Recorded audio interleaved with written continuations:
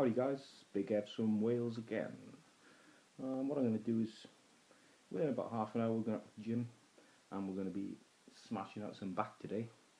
What I'm going to do before we get there is just briefly explain to you what the sort of content of the workout is going to be and what we do in terms of weights, intensity and rest periods and whatnot for the workout to be optimised.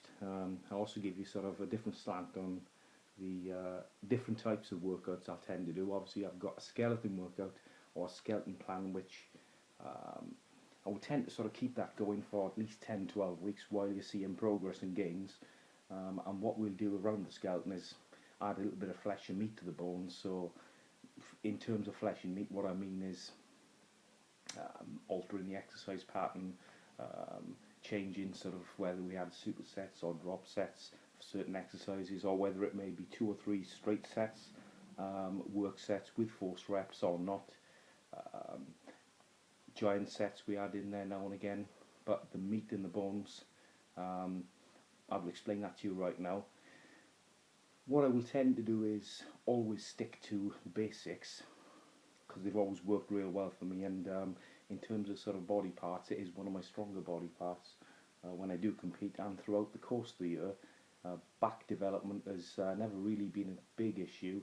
We're always working to increase our back width and especially middle back thickness, because when you do diet down, you'd be surprised how sort of wafer thin most people's middle backs do become.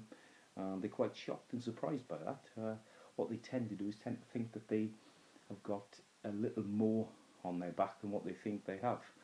When the water and fat comes off, literally there's not enough muscle tissue there to sort of to fill out that back and to add those deep lumps, bumps and crevices.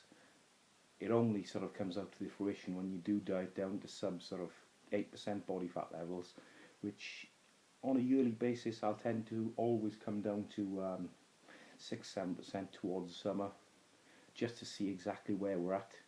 Nothing worse than just being a fat git all year round and trying to sort of gain and progress by eating excessive calories 12 months of the year.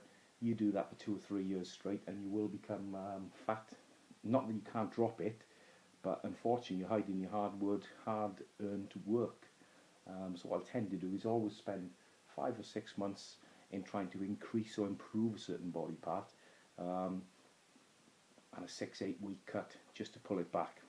When I say 6-8 weeks, obviously I never keep myself sort of too far up the range. 10, 12%, 13% body fat maybe, and that's my biggest off-season sort of with the adipose tissue. But dropping back down to sub 10 then is relatively easy, just by adding a little bit of cardio in there and manipulating your macronutrients. Training sort of stays the same right throughout, but when you are dieting down, it is very important to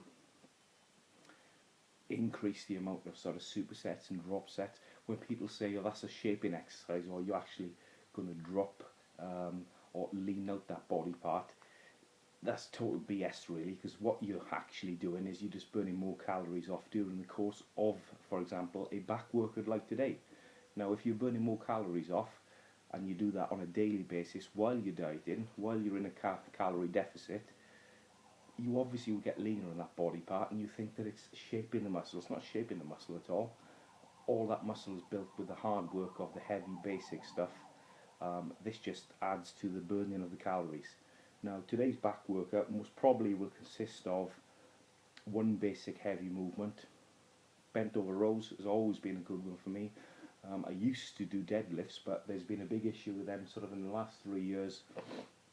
I did tear my right hamstring sort of deadlifting with 250. I was in possibly the range of 250 for 10-11 reps at that time, and sort of progressing and pushing my level of strength in the deadlift. Now it's got to a point where I can do some rack deadlifts. Now the racks really have improved middle back thickness and lower back spinal erectors without activating hamstring. You know, it's what you're doing is you're coming from just below the knee point and you're using that lockout. Now a lot of people use these as a basic exercise at the start of a workout, which I've got no issues with. But what I'll do is normally stick them after you've done your bodybuilding routine for the back, and the back is totally fried, that finishes everything off. And at the top of the movement, which I will show you in a later video, it's all about when you're standing upright. It's not just about getting the bar up like a powerlifter would do, but actually squeezing your scapula in the back, that's your shoulder blades, squeezing them in and pushing your shoulders back as if you're almost doing standing relaxed pose on stage when you compete. Now that actually just brings in all of that middle back density. I will be posting some pics up here and some videos of myself in competition condition, and you'll see exactly what I mean by striated erectors and Christmas tree low back. Now you're never going to get Christmas tree low back if you haven't got any muscle in that region, no matter how lean you get. So obviously the thicker the muscle, the deeper the crevice is. So the point, the differential from the high point of the muscle to the low will become deeper. So even at a slightly higher body fat percent, it'll appear as if you've got striated muscles. Again, going back to the back workout, going back to the front, what we're going to do is a heavy basic movement, possibly bent over rows. They've always worked a treat for me. I'll give you some pointers as I'm doing them in terms of technique, where you pull it to, how slow or fast the reps are, if there's any momentum used or not, and the reason I'm doing what I'm doing, I will explain to you. Another good one is single arm dumbbell rows off the edge of a bench. They work a treat, but I won't tend to put them in with bent over rows because I'll go exceptionally heavy on one or the other, leading up, pyramiding up to a top set, a maximum weight, and making sure that you go to failure. So you cannot twitch that muscle fibre anymore, and you know you've taken it out. If you feel a need to add another set on top of that, I'm not saying don't do it, but obviously you didn't work hard enough on that set. If anything, what I would do is do a top set where you take it max out to failure.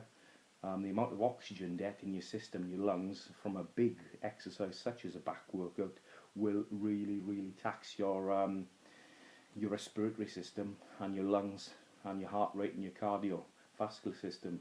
Therefore, you know, a bit more rest is required between sets. But after a top set, possibly an example for me will be moving up to 4 plates. So a pyramid from 1 plate each side for a set, 2 plates, 3 plates. The 4 plate will be the top set of maybe 8-10 reps. And then give myself a minute and a half, not too much, but a minute and a half rest. Drop back down to 2.5 or 3 plates and keep the form textbook. Try and pump out as many as possible. Now 15-20 reps is the sort of region. Now that sort of weight obviously will feel almost similar to your 4 plate weight if you haven't rested too long in between sets. You know, that defeats the whole purpose of the workout. What we're trying to do is optimize in that 40-minute window. You can get the best gains that you possibly can instead of spending an hour and a half. Now if you love socialising in the gym, that's absolutely fine. What you need to do is smash up 40 minutes workout, get into the zone, isolate, tunnel vision, and then afterwards get on the cardio machine and maybe have a little chat to the person next to you. Or, not in between sets, but after your workout, give yourself 10 minutes where you have a little wander around and you're a social hand grenade almost, ready to go off, ready to blow up other people's workouts and slow their gains down, if that's what you want to do. Otherwise, that's what I tend to do, is keep it sort of nice and simple, heavy basic. Then we'll move on to possibly pullovers, always lateral pull downs to get the sort of lat width in there. Maybe a drop set included, but definitely a set to failure with force reps, just to get that sort of V shape on the back, which you'll see later on. And there's plenty or plethora of machines that can be used. We've got hammer strength sort of pull downs. We've got hammer strength machines where you're seated and the arc is exactly where you need them to be for your elbows to get that middle back development. But again, I do rely not just on machines, but on heavy basic stuff in order to get your best gains for your back. Now, I'll get back to you quite soon. It's been quite a long, extensive sort of blibber blabber to you about back workouts. Any questions, post me and I'll get back to you, and hopefully I can optimize your back in order to get the best you can for your muscle gains. Over and out.